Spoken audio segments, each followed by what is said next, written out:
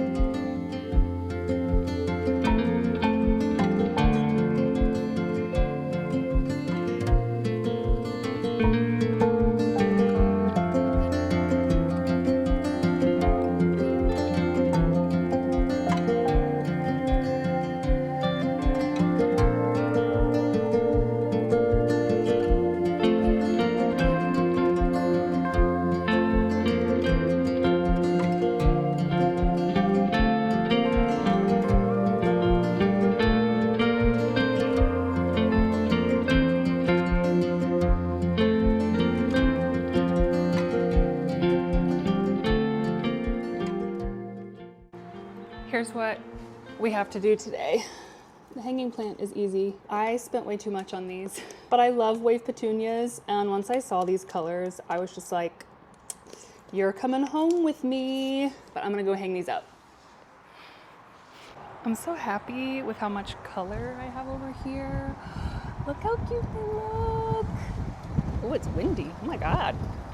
So I'm doing a container garden this year. We're in a new place. We're in a rental. We don't have really anywhere to put a garden in the ground, but I have to plant something. But I've always had raised beds, so this is like a new experience for me. So I'm mostly just doing herbs and tomatoes. I had planned on planting my own tomatoes, buying a cage, all of that, but then Walmart had this already with its own cage, already pretty well grown up. It even has little fruit on it already. I don't know if you can see them, for $15, which is about what I would spend on all the rest of that stuff. In the side yard between my house and the neighbor's house, where nobody lives right now, so I'm considering it all mine, there is this little retaining wall, and I'm just gonna line some pots up along that retaining wall and create a cute little garden moment. Probably seems ridiculous, but I am putting this little sprig of mint in this big pot, because if you know anything about mint, you know that it spreads. While I am filling this pot with dirt, let me tell you about the books I'm reading right now. If you saw my last reading vlog from 2 weeks ago, I am still basically reading the same stuff I was reading then, because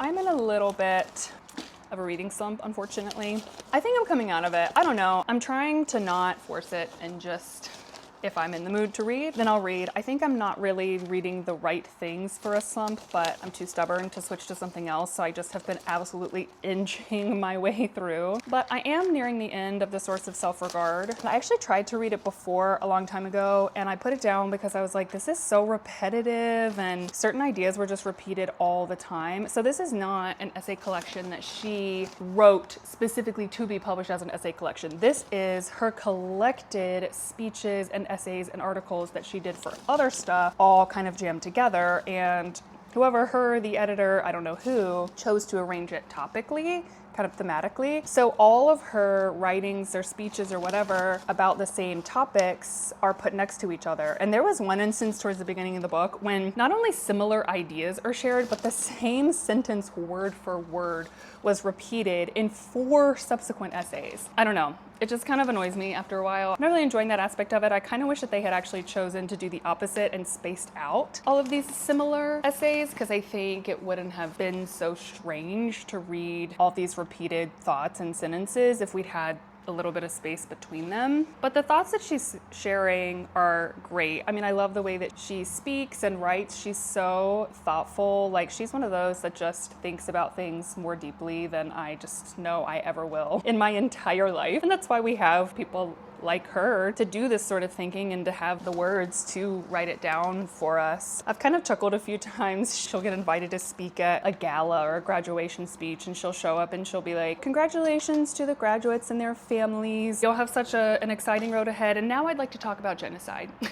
She just didn't care. She never pulled her punches, and I have always loved that about her. My favorite section so far has been the middle section, where she actually spent a lot of time talking about her own books, first of all, which was just fascinating. I loved hearing her takes on what she had written. I'm like, can you please just do this for everything you've ever written? Because I need help. There was one chapter or essay where she went through, I think, her first 4 novels and talked almost word by word about why and how she chose the words of the first sentence of each book. She also, in that middle section, did some work that I think pretty obviously was tied to what became one of her books, Playing in the Dark. Whiteness in the Literary Imagination, I believe, is the subtitle of that one. And I have previously read that book and really, really loved it. In general, like, I'm really liking it. I can't get over the repetition thing. And that's not even on her. I think that's more on how they chose to edit and structure the book. I also am reading Oathbringer, which is the next book in the Stormlight Archives series. Why, in the middle of a reading slump, I thought, you know what I should read right now? A 1,300-page fantasy. Girl, be so real. I think that I thought, I'm already in the middle of this series, I'm really hooked into the characters and stuff, like that'll be an easy thing for me to get sucked into. I think more than that, I should have done something shorter. I could have maybe gotten myself like a quick win. Because I mean, I've been reading it kind of slowly, but I'm on page 250, which are like, you know, that's good, that's great progress. And in the other book, you'd be 2/3 to halfway through. And in this book, I'm like, I don't even know, 15% or something. And then last night I had a bit of an insomnia spurt and I needed something on my Kindle, which I didn't have anything going. So I was like, well, I'm just gonna pick a random book that I have on my Kindle. I had a library hold in on The Memory Police by Yōko Ogawa. This is a book that is on my 26 and 26 list. And I was like, it's the middle of the night. What do I have to lose? If I don't like it, then I'll just, you know, stop reading it.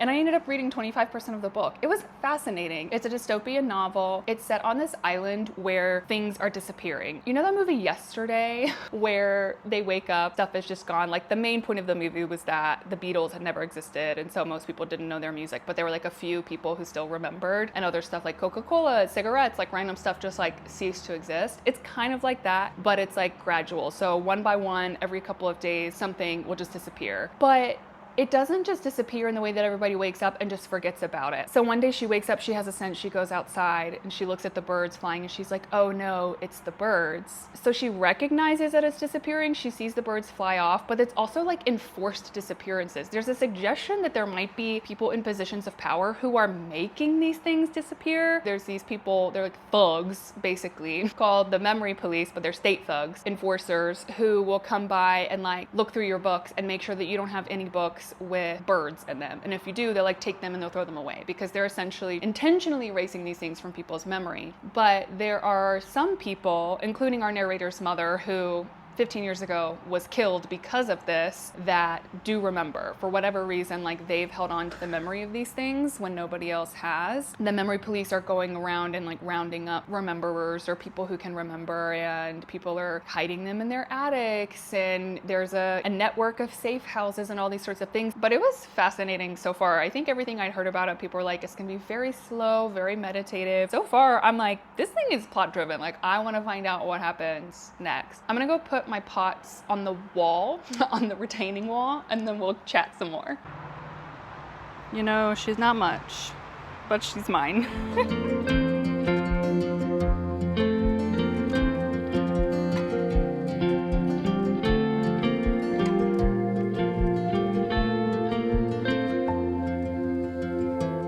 War is over. The curse is lifted. I don't know if I can fully say that I'm like out of my reading slump, but I have finished not one, but 2 books. So I'm gonna wrap up today with just a quick review of each of the books that I finished. I mentioned to you yesterday that I was almost done with The Source of Self-Regard, and I did finish it this morning. I don't have too much more to add than I said yesterday. Love the writing, love the ideas, don't love the construction and structure of the overall book. I would say if you've never read any Toni Morrison, this is not the place to start. It's really long. It's pretty scholarly. I would recommend starting somewhere else with one of her novels, or even just pick an essay or article to read by her to get a taste for her writing. Maybe save this one for once you're like a little more into her as a writer. I did want to just read you a couple quotes. I have some saved here, obviously sticky noted since this is a library copy. So she says, "Oppressive language does more than represent violence, it is violence. Does more than represent the limits of knowledge, it limits knowledge. Whether it is obscuring state language or the faux language of mindless media, whether it is the proud but calcified language of the academy or the commodity-driven language of science, whether it is the malign language of law without ethics, or language designed for the estrangement of minorities, hiding its racist plunder in its literary cheek, it must be rejected, altered, and exposed. It is the language that drinks blood, laps vulnerabilities, tucks its fascist boots under crinolines of respectability and patriotism as it moves relentlessly toward the bottom line and the bottomed-out mind. Sexist language, racist language, theistic language, all are typical of the policing languages of mastery and do not permit new knowledge or encourage the mutual exchange of ideas." Are you kidding me? Okay, one more. Therefore, the crucial distinction for me is not the difference between fact and fiction, but the distinction between fact and truth. Because facts can exist without human intelligence, but truth cannot. I think I'm gonna land on a 4 for this essay collection. I'm really, really glad that I read it. I think I could have improved my reading experience by just intentionally taking longer to read it. I think if I wasn't on the clock for a library loan, then it could have been the sort of thing that I just picked it up and read an essay once a week. And would it take me 6 months then? Sure, but it wouldn't be that big of a deal. So I think this is one that would be improved by going through more slowly, but I still overall had a good experience with it. The other book that I finished is The Memory Police by Yōko Ogawa. I finished this book, I think, in 3 sittings. It's not too long. I don't actually remember how many pages. I read it on my Kindle. It's somewhere in the 2s. I know for sure it's not longer than 300 pages, but still, I did not expect to get through this book as quickly as I did. I found it unputdownable. I did not perceive this book as slow. Now, to be fair, not a ton happens, but I experienced this book like it was a thriller. Now, I say that as somebody who doesn't really read conventional thrillers. So people who do read the thriller genre would probably read this book and be like, are you kidding me? This is the slowest thing ever. But as somebody who reads a lot of slower paced books and nonfiction and character driven things, etc., my heart was like pounding during this book. I think she does a great job of setting this atmosphere where there's just this constant hum of dread that would spike when kind of out of nowhere some horrible incident would occur. And then you'd go back to dread and then terror, dread, terror. Like, I don't know, I couldn't stop reading. I had to find out what happened. I think dread is a great word to describe the vibe and environment of this book. I think chilling is also a good word for it. There's a small group of books in this kind of subgenre that I would call literary dystopian fiction that also has this kind of quiet, chilling atmosphere about it. I think one is I Who Have Never Known Men by Jacqueline Harpman. That's a book that a lot of people are reading and talking about right now. Another one would be Never Let Me Go by Kazuo Ishiguro. I think all three of these books are great comps for one another. If you enjoyed one, I would recommend you check out the other. Every single one of these books leaves you with more questions than answers. I think some dystopian that tends more towards sci-fi or tends towards a more commercial readable tone, or maybe is considered young adult. The focus is more on explaining the actual world. Like, we want to know who's in charge here. Why are they doing this? What's their goal? What actually is happening to people? While this book and those other books I mentioned are much more interior, and it's much more about the inner lives of our characters living through this dystopian experience than it actually is explaining the world itself. If you go into this book, or I Who Have Never Known Men, or Never Let Me Go, hoping for some sort of great revelation or answer about who or what or why, you're not going to get it. And I think that frustrates a lot of people, and I totally understand. It's definitely a matter of expectations. I enjoy that sort of experience. I think ultimately I'm giving this book a 4.5 out of 5 stars. I really loved it. I think the quality was great, and I also had a really great experience with it. Funny enough, I also gave Never Let Me Go a 4.5 star, and I gave I Who Have Never Known Men 4 stars. So I really enjoyed those books as well. None of them got a full 5 star for me, and I was thinking earlier about why that might be. And I think it comes down to the lack of an emotional core. I think it's a characteristic of this sort of subgenre to write with a prose that intentionally distances itself. Despite this book being in the first person, our narrator doesn't have a name. She tends to comment on things happening to her and in her life, almost like they were happening to somebody else. Again, there's this emotional distance. And I think that that adds to the very eerie, chilling atmosphere of the book. So I think it's a good choice. I'm not saying this as a criticism, but I think for me, books that get 5 stars do tend to have a little something that often comes with like an emotional response. The only emotional response I have to a book like this, other than, like I said, this kind of constant dread, is like, wow, that was a really well-crafted, well-written book, which sometimes is enough to bump it to a 5 for me. In this case, again, not quite enough, but it's really just missing a slight X factor. There's no real criticisms or complaints I could lodge about this book because it really was so good and I loved it a lot. I definitely want to read more books like this. If you have any recommendations, let me know. The book is described as Orwellian, so I'm assuming that it has a lot in common with 1984. Which is on my spring TBR, so I'm hoping to get to it soon. I don't know if reading this book and 1984 in the same month would be too much, but we'll see. We'll see if I have it in me. I don't know for sure because I haven't read the books yet, but I think that 2 other books that are similar to this literary dystopian would be The Dream Hotel by Layla Lalami, as well as Oryx and Crake by Margaret Atwood. So those are 2 others that are definitely on my radar. I cannot tell you how relieved I am to have finished some books. I also am nearing the end of my poetry collection, Faces of Love, which is a collection of 3 different ancient Persian poets. So once I finish that one, I feel like I'm going to be in such a good spot. I'm obviously still very slowly making my way through Oathbringer. I think if I'm not stuck, so to speak, in the middle of several other slow books at the same time, then I won't mind as much that it takes me a little longer to get through Oathbringer and I can just let myself enjoy the experience. I also just got the audiobook in for that one on Libby, and I love Sanderson books on audio, so that will definitely help quicken up my reading pace on that one. So neither of the books I talked about today are actually on my spring TBR, so hopefully next vlog will have some spring TBR books on it. Fingers crossed, because I have 4 left and I'd really like to finish that list by the end of May. So make sure you subscribe so you don't miss that video when it comes out. Thanks for watching. Give the video a like if you enjoyed it, and I will see y'all next time.